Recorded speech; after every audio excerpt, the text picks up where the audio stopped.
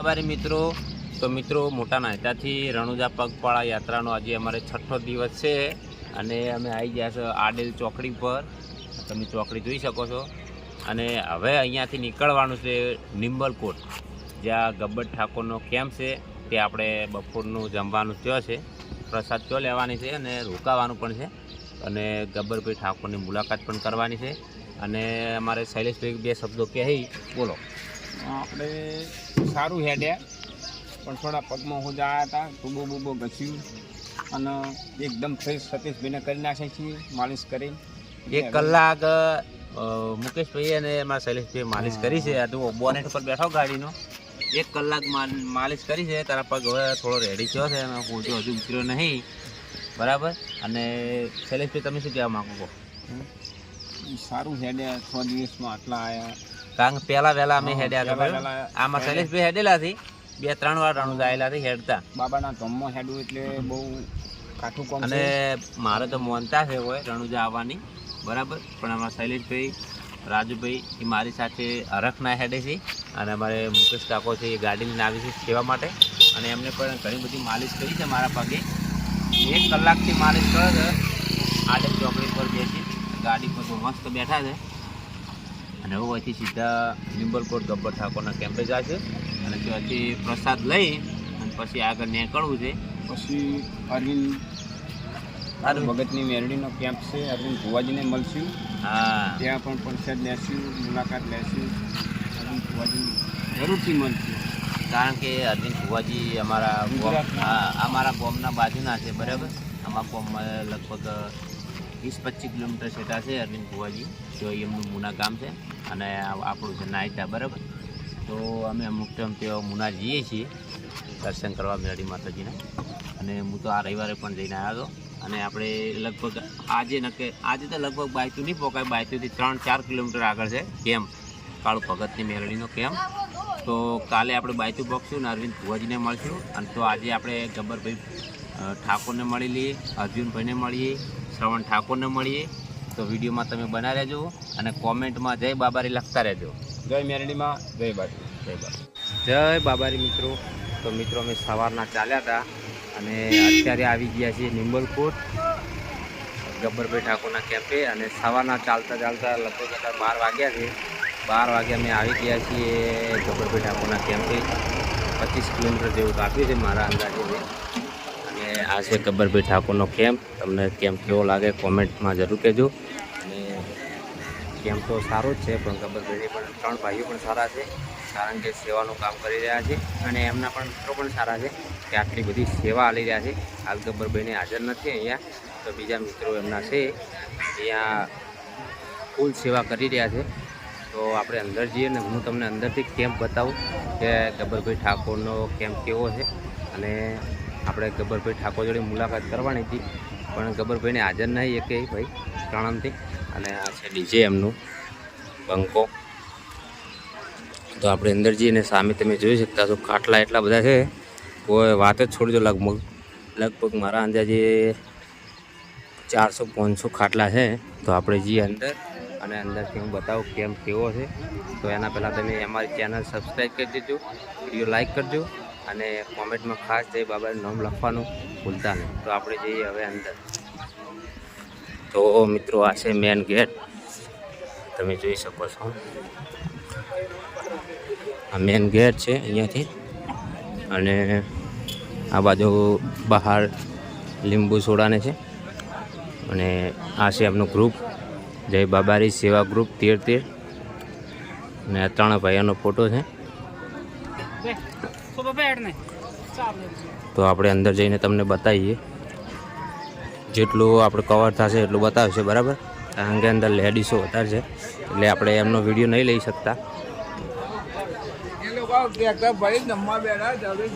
તો આ તમે જોઈ શકો છો રોમાપીરના ફોટા છે અહીંયા.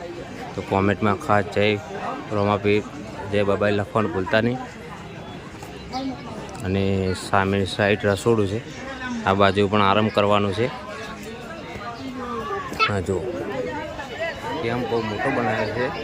અને આ કેમ્પ નિંબલકોટથી 4 કિલોમીટર આગળ છે, બરાબર, બાઇકવાળા રોડ ઉપર. એટલે નિંબલકોટથી આગળ આવી જવાનું 4 કિલોમીટર. અને આ બાજુ ખાટલા એમના પડ્યા છે ઘણા બધા, જોઈ શકો છો. અને આ બાજુ રસોડું ચાલુ જ છે.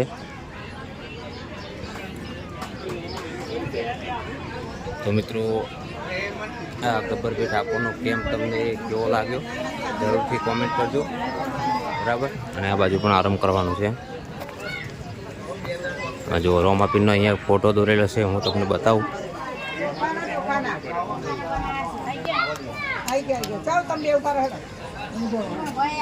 તો મિત્રો કોમેન્ટમાં તમે ખાસ જય બાબા લખજો અને વિડીયોને લાઈક કરજો, બરાબર.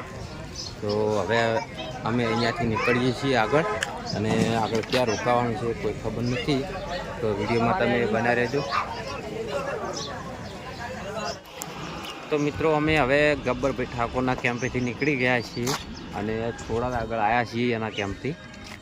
એમના કેમ્પથી આગળ એક અડધો કિલોમીટર કે કિલોમીટરના અંતરે એક બીજો કેમ્પ છે, તેઓ અમે નાવા રોકાણા હતા. નહીં હવે નીકળ્યા છીએ અને અહીંયા બોર્ડ મારેલું છે રામદેવરા 180 કિલોમીટર. તો હવે આગળ જઈને અમે ક્યાં રોકાઈએ એ તમને બતાવીએ અમે. તો મિત્રો અમે ગબ્બરભાઈ ઠાકોરના કેમ્પેથી નીકળ્યા, તારના એક જ દાદા ચાલે છે અને એક જ ચાલમાં હેડે છે, બરાબર. કારણ કે ઘડીએ મને પગમાં હોજો આવી જતો હતો અને અંગૂઠાની નસ ચડી જતી હતી, એટલે મેં ચંપલ કાઢી દીધા છે અને ઉઘાડા પગે મેં હેડ્યા હતા. એટલે લગભગ 8 કિલોમીટર જેવું હેડ્યા ઉઘાડા પગે. મોજા પહેર્યા હતી, ખાલી કોકરી વાગતી હતી, એટલે 8 કિલોમીટર 8 હેડે છે. કલાક ઉપર થોડું જ થયું છે, લગભગ કલાકમાં મેં 7 કિલોમીટર ઉલાડી મેળ્યું છે ઉઘાડા પગે, બરાબર. એટલે મને એવું લાગે છે કે ઉઘાડા પગે થોડું વધારે હેડે, ઝડપી હેડે, કારણ કે ચંપલનો વજન થતો હતો એટલે અમારથી હેડાતું નહોતું. અને હવે રોડ ભાવ ખરાબ આવ્યો છે, આખો તૂટેલો રોડ છે તમે જુઓ. અને રાજુભાઈએ પણ મોજા પહેરી લીધા છે અને આપણે પણ જુઓ મોજા પહેરી લીધા છે અને ચંપલ ગાડી મૂકી દીધા છે. અને રોમાપીનું નામ લઈ અને ચાલવાનું ચાલુ કરી દીધું છે. તો 8 કિલોમીટર હેડ્યો કીધા હા હે, પણ હજુ થાક લાગ્યો નહીં. અને હવે હજુ 5 કિલોમીટર હેડશે ત્યારે કેમ્પ આવશે. એ 8 કિલોમીટરમાં એક જ કેમ્પ આવ્યો હતો, એ ખાલી ચાનો જ આવ્યો હતો. હવે 5 કિલોમીટર હેડ છે એટલે કેમ્પ આવશે. અને કયા કેમ્પે ઊભા રહીએ છીએ એ પછી જોઈએ આગળ જઈને. તો મિત્રો અમે આવી ગયા છીએ રાયકાની ધોણી, બરાબર. ત્યાં કેમ્પ છે, ત્યાં રોકાણા છીએ. અને વરસાદનું વાતાવરણ શું છે, શું કહ્યું કાકા તમારું? હા, એટલે હવે ચાલુ નહીં, કારણ કે હવે ચાલે મેળ નહીં આવે, એટલે આજની રાત અહીંયા રોકાવાનું છે. અને સામે રામાપીરનું મંદિર છે, તમે જોઈ શકો છો. અને બહુ મોટો કેમ્પ છે અહીંયા, બહુ વિશાળ કેમ્પ છે. અને ખાટલાની પણ સુવિધા છે બહાર ઘણા બધા. અને આ બાજુ પણ અંદર ઊંઘવું હોય તો શેડમાં પણ સુવિધા છે. એટલે આજે અહીંયા રોકાવાનું છે, કારણ કે ચાલશું તો મજા નહીં આવે ચાલુ વરસાદમાં. એટલે આજે બધા ભાઈઓ અહીંયા રોકાઈ ગયા છે. અને આ રોડે નીકળો તો અહીંયા આવજો, એકવાર જરૂરથી મુલાકાત કરજો. અને અહીંયાથી બાયતુ લગભગ 27 કિલોમીટર છે, બરાબર. તો બાયતુ પહેલાં કેમ્પ આવે છે. અને મિત્રો આજે મેં 40 ઉપર નીકળી જાય, 40 કિલોમીટર ઉપર કાપી નાખ્યું છે, બરાબર. 40-45 કિલોમીટર કાપી છે અને પણ શાંતિ કાપી છે. અને એમાં છેલ્લે તો ચંપલ કાઢીને એડ્યા લગભગ 18-20 કિલોમીટર ઉલાડી મેળ્યું હતું. 3.5 કલાકમાં 18 થી 20 કિલોમીટર કાપ્યું છે. અને હવે જમવાનો ટાઈમ થઈ ગયો છે, પ્રસાદી આપી છે બધા. અને વરસાદના સોટા ચાલુ થઈ ગયા છે, એટલે પ્રસાદી લઈ રહીએ, તમે સામે જોઈ શકો છો. તો બધા મિત્રો કોમેન્ટમાં જય બાબારી લખી દેજો. અને મિત્રો આપણી ચેનલને સબસ્ક્રાઈબ કરી દેજો, કારણ કે હજુ પણ બ્લોગ આવતા રહેશે અને ડેલી બ્લોગ આવશે, એટલે ફટાફટ ચેનલ સબસ્ક્રાઈબ કરજો.